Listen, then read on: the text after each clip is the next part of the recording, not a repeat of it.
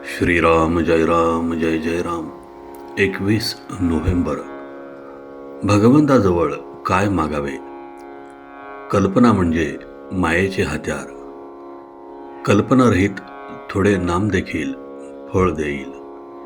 एखादा मनुष्य तालुक्याच्या ठिकाणी गेला आणि त्याला तुम्ही कुठले असे विचारले तर तो आपल्या खेडेगावाचे नाव सांगेल.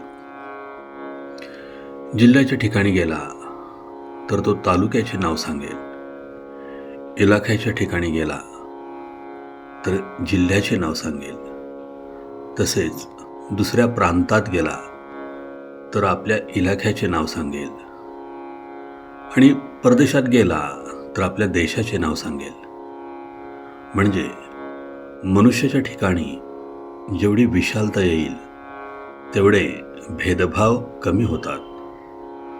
तसे मनुष्य कोणत्याही धर्माचा असला तरी सर्व धर्मांचे मूळ एकच असल्यामुळे त्या मुळाशी जो गेला त्याला सर्व धर्म सारखेच.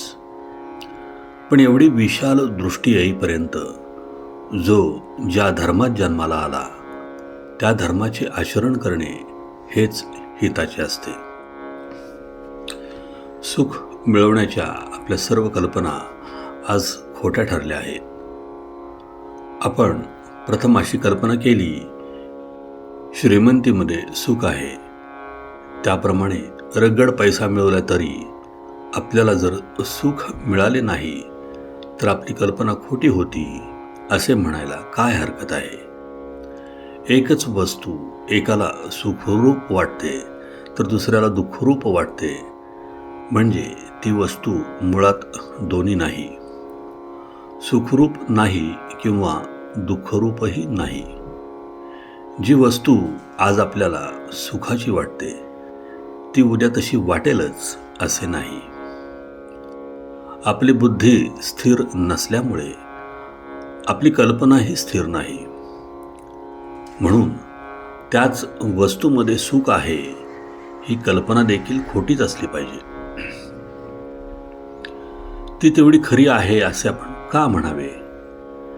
जगातली आपली नाती आपण कल्पनेनेच लावतो. ती नाही म्हणायला किंवा विसरायला आपणच तयार होतो. आपल्यावर संकट आले की आपल्याला पूर्वीच्या गोष्टी, नाती वगैरे गोड लागत नाहीत. त्यावेळी आपल्याला चैन पडत नाही. हा सर्व कल्पनेचाच खेळ आहे. एका काट्याने दुसरा काटा काढावा आणि नंतर दोन्ही टाकून द्यावे, त्याप्रमाणे एका कल्पनेने दुसरी कल्पना मारावी आणि शेवटी दोन्ही कल्पना नाहीशा कराव्यात.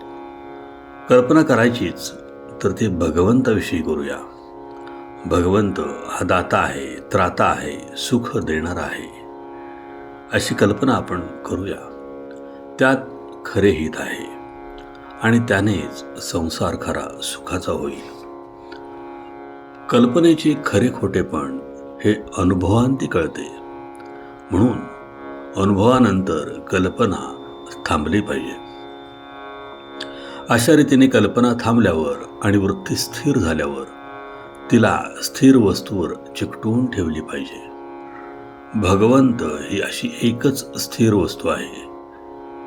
अमुक एक वस्तू मजपाशी आहे म्हणून मी सुखी आहे या वृत्तीमध्ये राम नसून काही नसताना वृत्तीचे समाधान टिकले आणि वृत्ती भगवंतापाशी स्थिर झाली पाहिजे.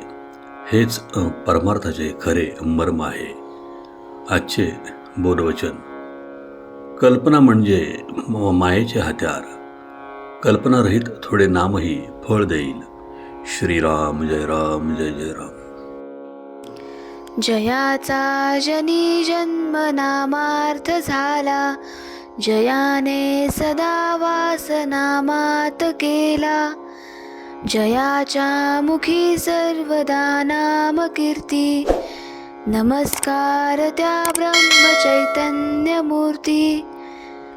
जय जय रघुवीर समर्थ.